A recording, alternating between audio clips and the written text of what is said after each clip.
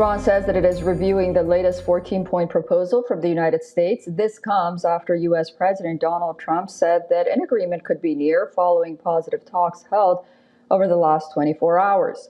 Iranian Foreign Ministry spokesman Ismail Baghei said Iran has not yet responded to Pakistan, which is acting as a mediator between Tehran and Washington. President Trump has repeatedly said that he believes the war can be brought to an end quickly. However, previous attempts to reach an agreement have not produced results. Despite that, he has continued to project confidence that a deal is still possible.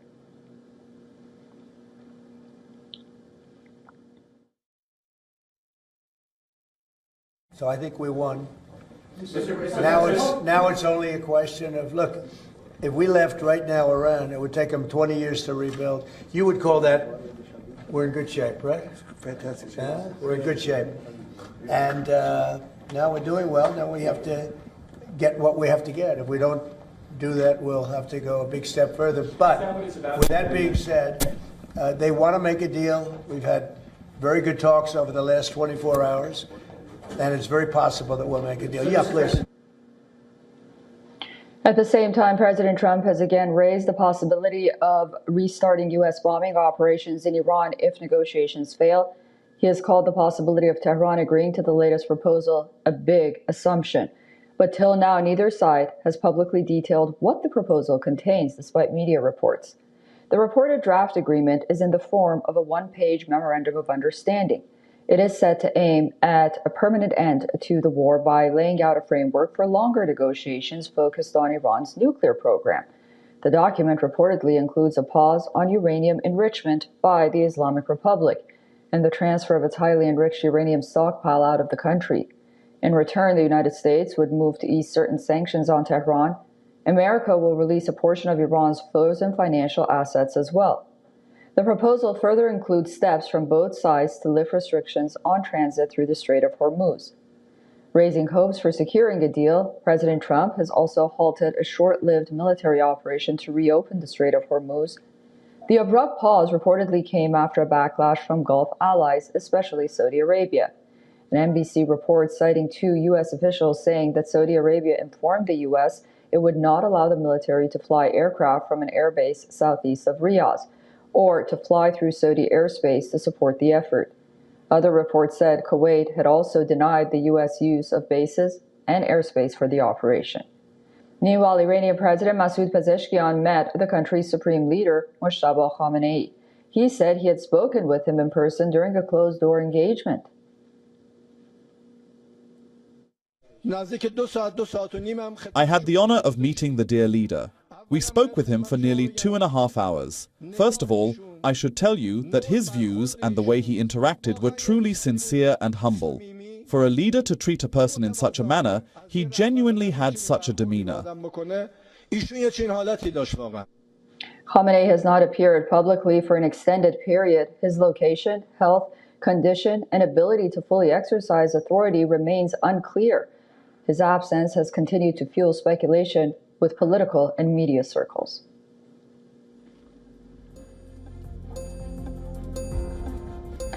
All right, joining us live now on the broadcast to talk more about this is Giorgio Kefiro, professor at Georgetown University and CEO of Gulf State Analytics.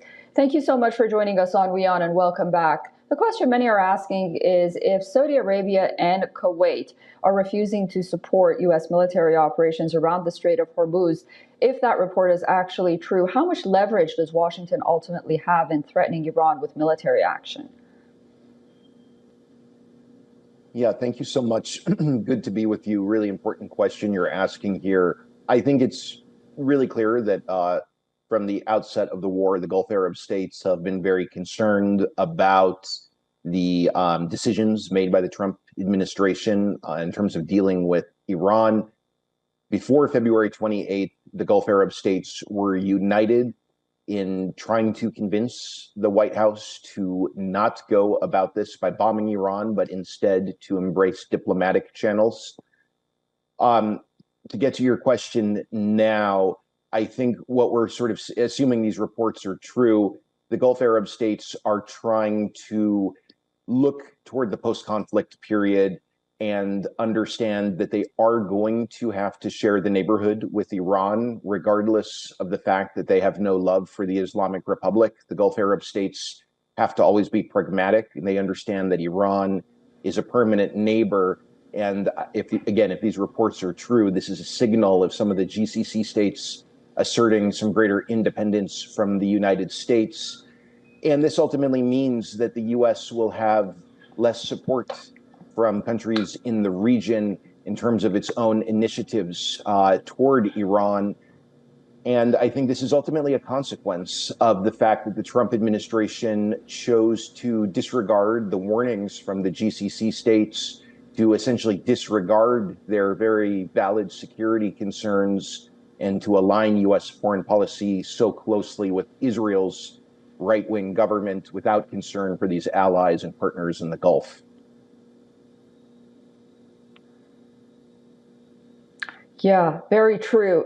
You know, Iran says that it's reviewing the latest proposal, but so far we have really not seen any kind of proof of life from the new leader, Mojtaba Khamenei. If that's the case, and we don't know, who do you think is ultimately making decisions in Tehran right now? And could internal divisions ultimately lead to the restarting of war? Well, that's a very good question. I think it's really safe to say that as a consequence of this conflict, Iran has really become an IRGC-run state. We all know in the years leading up to this war, the IRGC was becoming increasingly dominant in terms of sort of its tight control over the economy, political system. But now more than ever, Iran is really, I would not necessarily describe it as a theocracy, but really much more of a military dictatorship that the IRGC completely controls. And we saw after this conflict began that Iran's attacks on some of the Gulf Arab states seemed to be based on decisions that various figures in the IRGC made in a very decentralized context. And it was unclear who exactly was behind those attacks that even targeted some countries in the region that have always been very friendly with Iran, such as the Sultanate of Oman. To get to the point, this is a dynamic that makes it a little more difficult to negotiate with Iran. I wouldn't say impossible to negotiate with Iran, but this is a factor that certainly complicates the picture. And it definitely is an outcome of the war and an outcome of the American-Israeli assassination of the previous supreme leader and all the chaos that has followed. Yeah, very true. And you know, it's one might have to wonder whether or not the Trump administration underestimated the role of the IRGC in the day-to-day lives of everyday Iranians, really. But my final question is, do you think at this point a deal is possible? From what we're seeing in media outlets about these points that Washington has presented to Iran, do you think this time it's any different? Well, I'm quite skeptical. And one of the reasons why is that the US and Israel have often chosen to wage surprise attacks on Iran when talks were going on. And I think probably people in Iran, for good reason, suspect that the Trump administration is just simply trying to catch the Islamic Republic off guard. That being said, to answer your question, do I think a deal is possible? Yes, I certainly do, but there remains this sticky issue of enrichment. And if the Trump administration can show some flexibility on that front, I think that the two sides can reach a comprehensive deal. The issue, though, is the Trump administration, I think, is of the belief that continued threats against Iran and continued bullying of Iran will result in Tehran caving on the enrichment issue. And ultimately, the White House thinks Tehran is going to capitulate in a very humiliating manner and agree to zero enrichment. Based on everything I know about how the Iranian regime conducts itself, that is just simply not what we can expect from Iran. If anything, those kinds of threats, I think, lead officials in Tehran to sort of double down on the conviction that they need a nuclear program and that it would be dangerous to make concessions to Washington under pressure. But if the Trump administration could agree to something on the nuclear front, which would maybe be similar to the 2015 JCPOA, perhaps even better from the U.S. perspective in terms of imposing more restrictions on Iran's nuclear program, I think there is space for the two sides to reach a compromise. But again, that would require the Trump administration to abandon this maximalist stance on the nuclear issue. That's not something that Israel is going to want to see. And obviously, the Trump administration has aligned U.S. foreign policy very closely with Netanyahu's government. So that would require Trump to really sort of break with Tel Aviv on that issue. Time will tell if the Trump administration chooses to do so or not.